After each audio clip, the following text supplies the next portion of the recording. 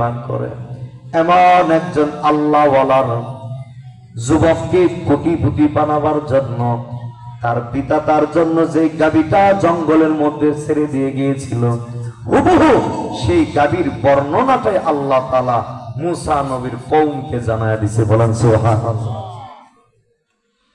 এবার যুবক যখন প্রতিদিন কষ্ট করতেছে তার মা ডাক দিয়ে বলে, এ আমার সন্তান, আমি তোমার কষ্ট আর সহ্য করতে পারি না। তোমার পিতা তোমার ওয়ারিসের সম্পত্তি হিসাবে অমুক পাহাড়ের কাছে একটা গাভী রেখে আসছে। ওই গাভীটারে তুমি এইভাবে ডাক দিবা, হে ইব্রাহিম ইয়াকুবের আল্লাহ, আমার পিতা যেই গাভীটা রেখে গেছে গাভীটারে ফিরাইয়া দেন। তুমি এই কথা বলার সাথে সাথে তোমার পিতার দেওয়া ওয়ারিসের সম্পত্তি গাভীটা তোমার কাছে চলে আসবে। যুবক পাহাড়ের পাশে চলে গেলেন, গিয়া ডাক দিয়া বললেন, হে ইয়াকুব ইব্রাহিমের আল্লাহ, আমার পিতা নাকি একটা গাভী রেখে গিয়েছিল, ওই গাভীটারে আমারে ফিরাইয়া দেন। আমার সংসার চালাইতে অত্যন্ত কষ্ট হইতেছি, ওই গাভীটারে আমার কাছে ফিরাইয়া দেন। এই কথা বলার সাথে সাথে ওই পাহাড়ের ভিতর থেকে এমন একটা গাভী দৌড়া দৌড়া যুবকের কাছে চলে আসতেছে। যেই যুবকের গাভীটা যে পাওয়া গেল, কোন গাভীটা পাওয়া গেল? মুসা নবী তার উম্মতকে যেই বর্ণনা দিয়েছে, একবারে বৃদ্ধ না, একবারে বসিয়া না, জোয়ানকালের একটা গাভী, এমন কালার হবে হলুদ বর্ণের কালার, যেই কালারটা গাঢ় বর্ণের কালার, এমন হবে যাতে দেখনাওয়ালারা সৌন্দর্য পাই, দেখনাওয়ালারা আনন্দ পাই। এমন গাভী হবে যেই গাভী দিয়া কোনোদিন হাল চাষ করে নাই, এমন গাভী হবে যেই গাভী দিয়া কোনোদিন পানি সেচন করা হয় নাই, এমন গাভী হবে মুসাল্লামাতুল্লাহ আশিয়াতা ফিহা, কোনোদিন অসুস্থ হয় না, একবারে নিরাপদ। কি করে একটা গাভী, এই হুবহু ওই বর্ণনার মতে আল্লাহ যে বর্ণনা দিয়েছে, ওই বর্ণনার গাভীটা যুবকের কাছে দৌড়ায়া চলে আসছে। যুবকের কাছে আসার পরে যুবক গাভীর রশি লাগায়া টাইনা টাইনা বাড়ির দিকে নিয়ে যায়। আল্লাহ তাআলা গাভীর জবানটারে খুইলা দিছে, গাভী এখন কথা বলা শুরু করছে। বলেন সুবহানাল্লাহ। গাভী ডাক দিয়া বলেন, এ যুবক, আমি শুনছি তুমি নাকি তোমার মায়ের বাধ্যগত সন্তান, তোমার প্রতি আমার আল্লাহ সন্তুষ্ট, তোমার প্রতি গোটা সৃষ্টি জগৎ সন্তুষ্ট, তোমার প্রতি সমস্ত ফেরেশতারা সন্তুষ্ট।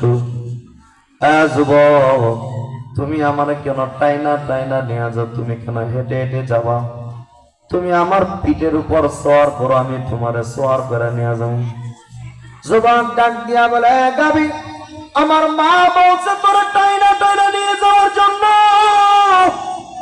আমার মা বলে নাই তোর পিঠের উপরে ওঠার জন্য। আমি আমার মায়ের অবাধ্যতা আমি করতে পারি না। আমার মা যেভাবে বলছে আমি তো সেইভাবে টাইনা টাইনা নিয়ে যাবো।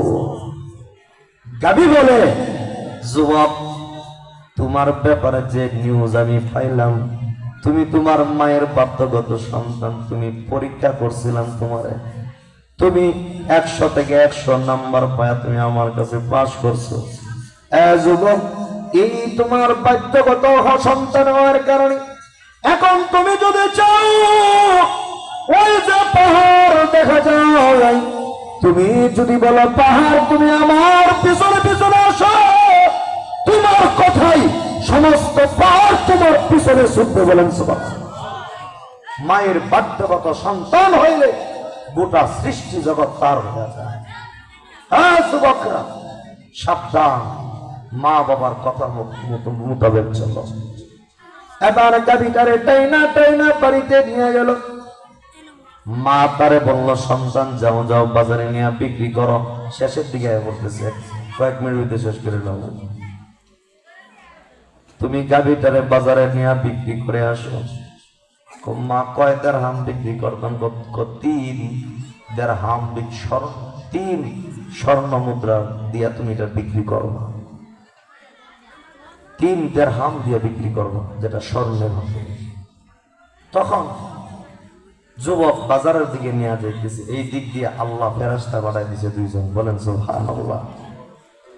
ফেরেশতাদেরকে আল্লাহ বললেন, ফেরেশতারা, এই যে মা বাবার বাধ্যগত সন্তান গাভী নিয়ে বাজারে যায়, সাবধান, সে যেন গাভীটা বাজারে নিয়ে বিক্রি করতে না পারে। আরে তোমরা আটকাও, কারণ আমি আল্লাহ এই গাভীর বর্ণনা আমি বনি ইসরাইলকে দিয়েছি ওই ধনাঢ্য ব্যক্তির হত্যাকারীর রহস্য বের করার জন্য। তাড়াতাড়ি গিয়ে আটকাও। ফেরেশতারা চলে আসলো, মানুষের রূপ ধরে তারাও পরীক্ষা করবো সে যেমন বাধ্যগত সন্তান। ফেরেশতারা মানুষের রূপ ধরে বলে, যুবক, শুনছি তুমি নাকি গাভীটারে বিক্রি করার জন্য বাজারে নিয়ে যাও, বলো কয় দিরহাম বিক্রি করবা? তো আমার মা বলছে 3 দিরহাম বিক্রি করার জন্য। তখন ফেরেশতারা বলে, না না, 3 দিরহাম না, আমরা তোমার 6 দিরহাম দিয়া দিমু, দিয়া দাও। আমার মা বলছে 3 দিরহাম, 3 দিরহাম হয়, 1 দিরহামও বেশিও না, 1 দিরহাম কমও না। সুবহানাল্লাহ বলতেন না? ঘুমাইতেছেন নাকি? জবান করে বলেন সুবহানাল্লাহ। ফেরেশতারা ডাকতে বলে, যুবক, আমরা তোমাকে পরীক্ষা করতে চাইলাম, তুমি তোমার মা বাবার কেমন বাধ্যগত সন্তান, তুমি আমাদের পরীক্ষায় তুমি পাস করে ফেলেছো। এ যুবক, আমরা কিন্তু গাভী কেনার জন্য আসি নাই, আল্লাহ আমাদেরকে পাঠাইছে, আমরা আল্লাহর তৈরি 2 ফেরেশতা। যুবক বলে, কেন আসছি?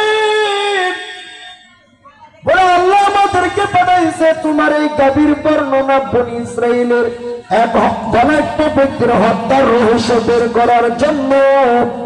আল্লাহ তাআলা এই গাভীর বর্ণনাটা দিয়েছে তোমাকে, আল্লাহ কোটিপতি বানাতে চায়। কেন কোটিপতি বানাইতে চায়? তুমি নাকি তোমার মায়ের বাধ্যগত সন্তান, এই জন্য আল্লাহ তোমার দুনিয়ার বুকে ধনী বানায় দিব। আরে মাহফিলের সামনে দুষ্টামি করতেছে।